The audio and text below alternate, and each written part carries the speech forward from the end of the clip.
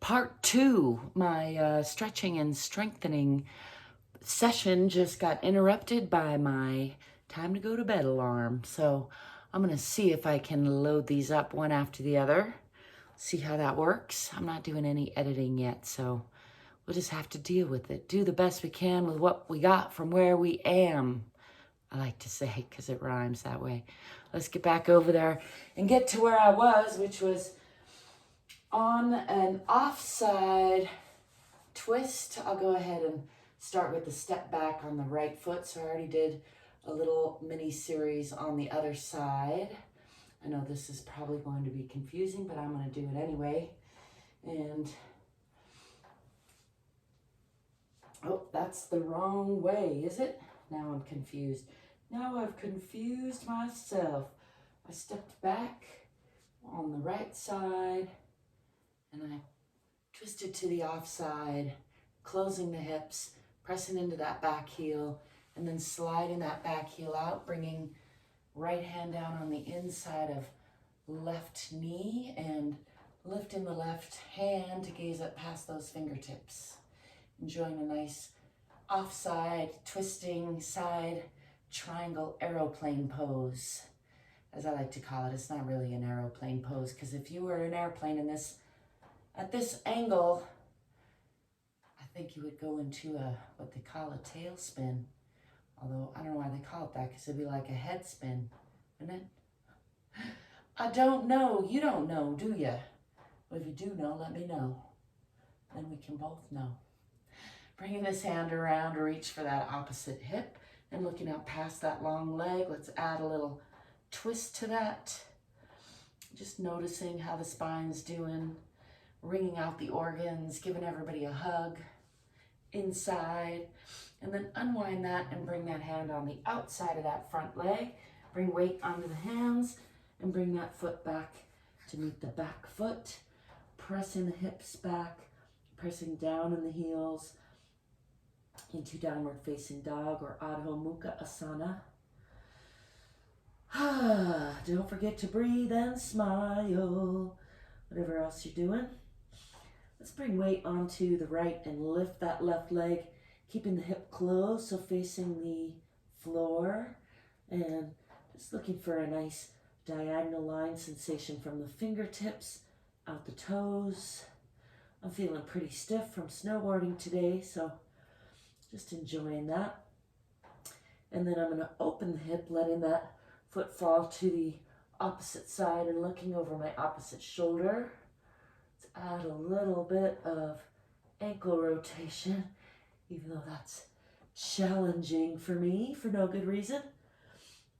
And again, pressing from the fingertips out the toes, bringing that hip back to face the floor. Just looking for a nice long line there.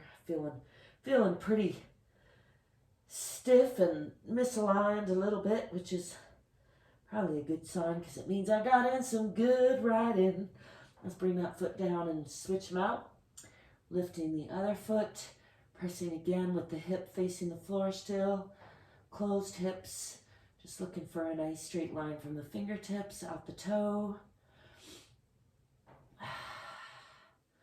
Nice and strong in that supporting leg, and then let that foot fall to the opposite side. I like to try to make eye contact and then make circles, which tricks my brain sometimes. That way's easier. Just pushing into that stretch. Just check out what feels good for you. And then closing the hip again, facing toward the floor. Nice and long and strong. Bring that foot back down. Pressing the hips toward the wall behind you.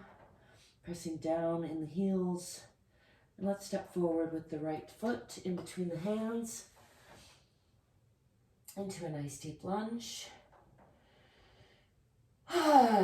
Just enjoying that lunge for a breath or two. And then I'm going to pull that back foot forward and step all the way forward into a forward fold. And just hang here again for a couple breaths. Letting gravity do some unwinding. In case you just popped into this video and you're wondering why it's all disheveled or discombobulated. I did the other half and my alarm went off. I mentioned that. And I'm tired because I've been snowboarding all day. Or, not all day. I snowboarded for like 4 hours, which is the longest I've got to do in a while. So, I'm feeling it in a good way. Let's bend the knees, swing the arms back. Come into a counter stretch. Lifting the eyes, arms and chest to the sky. Pushing the hips forward a little bit. Just enjoying that before bringing hands together and down. Roll the shoulders down and back. Maybe wiggle them out. And let's check in with the alignment again from Tadasana or mountain pose. I like to imagine I'm being held between the center of the universe and the center of the earth. And just kind of, not painfully or anything, but just a nice lengthening sensation from the top of the head through the bottoms of the feet. Checking in with the alignment of the hips over the ankles, the shoulders nice and relaxed over the hips, the ears push back just a little bit so they're over the shoulders and long in the back of the neck there.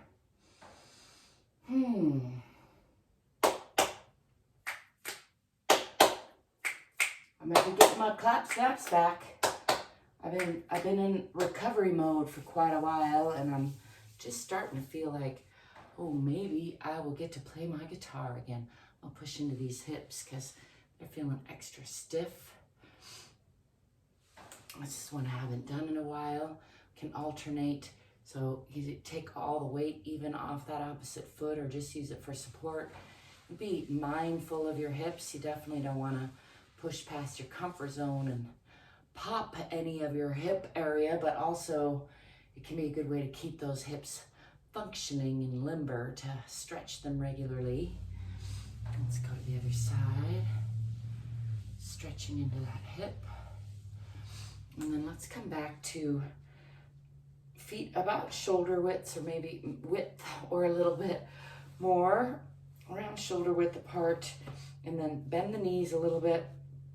And this time, instead of shifting the weight, we're going to keep weight on both feet and just slide the hips over and trying to keep these hip bones in a relatively straight line. So not tilting like we were when we were pushing into that hip, but just sliding over. For me, that changes the stretch pretty dramatically, and you do want to remember to bend those knees and then sliding over the other way. And as you slide, you might find if you're keeping track of where those hips are, you want to slide it over and then pull down a little bit in that far side. Slide it over. Notice how the two sides are different, how they're the same. Just shifting back and forth. I am shifting my weight a little bit, but I think ideally you want to try to keep your weight centered and just put that in the hips. Again, there's not one right way or one wrong way to check in with your body. Do a little extra, a little self-care, a little self-love, just exploring how that feels, maybe getting a little deeper into that. And then I'm going to go back to that hip out, so hips tilted, bending the opposite knee and just pushing into that hip. And then again, let's counter that with sliding over. If you've done any belly dancing, you might be super good at this because it's a common exercise to warm up for belly dancing, or even a move in belly dancing with more figure eight to it. I haven't done it in a long time, so don't use me as an example of the right way, but you could use me as an example of setting the bar nice and low, which I'm happy to do. You're welcome.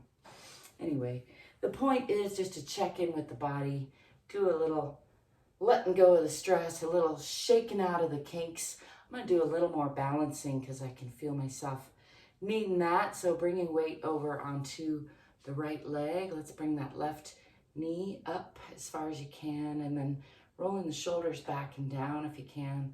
Let's do a little ankle rotation there. My ankles are stiff from the snowboarding. You can use an imaginary or a real wall or doorway there if that helps. If you're comfortable reaching for the bottom of your foot, really getting a nice, more of a lift through the knee, but also you can kind of push with that foot and get a stretch through the shoulders and arms, and then lifting with the shoulders and arms, making sure that supporting knee is not locked and you're nice and long and strong and as straight as possible through that side of the body without leaning. Especially if you're using a wall or something, there's a temptation there to lean. If you do it without support, you'll fall right over. So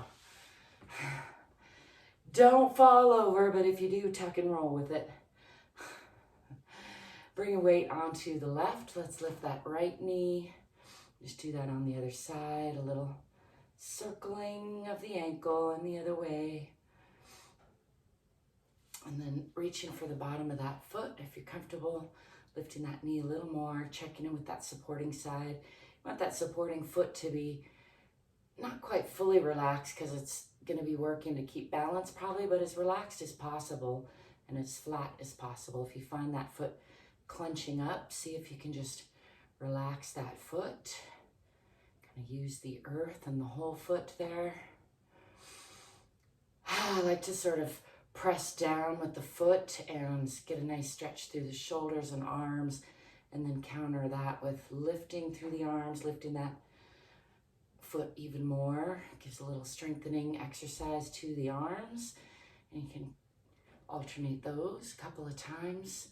So pulling on the arms with the foot. I'm not really pressing so much as just letting the arms hang and not really using the muscles, and then using the muscles to lift that foot a little bit more actively and adding some strength. And let's let that go. Shake it out. There you have it, a nice, weird, discombobulated stretching session from me to you. You're welcome. As I mentioned, I did a second half of that earlier before my phone cut off, so you might find that video, or you might have just watched it, or you might never find it. In any case, I hope you will remember that you're worthy of your own love, and it doesn't have to take a long time to check in with your body, give yourself a little stretching, a little more strengthening. Let go of the stresses of yesterday, because there's more coming. You don't need to hang on to all the stresses. There'll be plenty more, and the better you get at letting them roll off your back like water off a duck's back, or just setting them down temporarily, and then you can decide if you want to pick them back up, or if you're done with those stresses and getting ready for new stresses. The more you practice that, the less stressed you're going to be, I think. So that's my unsolicited advice for tonight. I'm Auntie Angel, in case I didn't say that earlier. ZGALA, you can call me any of those. Just don't call me late for dinner, as my mom used to say. Let me know if your mom used to say that too, or maybe she still does. If you got a silly mom like me. I do a little more shoulder shrugging because that feels good. And I hope that you will give me a thumbs up and subscribe, even though this has been a weird video. You never know what you're going to get around here. I like to encourage everyone to be more curious, more courageous, more fit, and more free. And love yourself a little bit more, because you're worth it. I'll be seeing you until next time. Peace.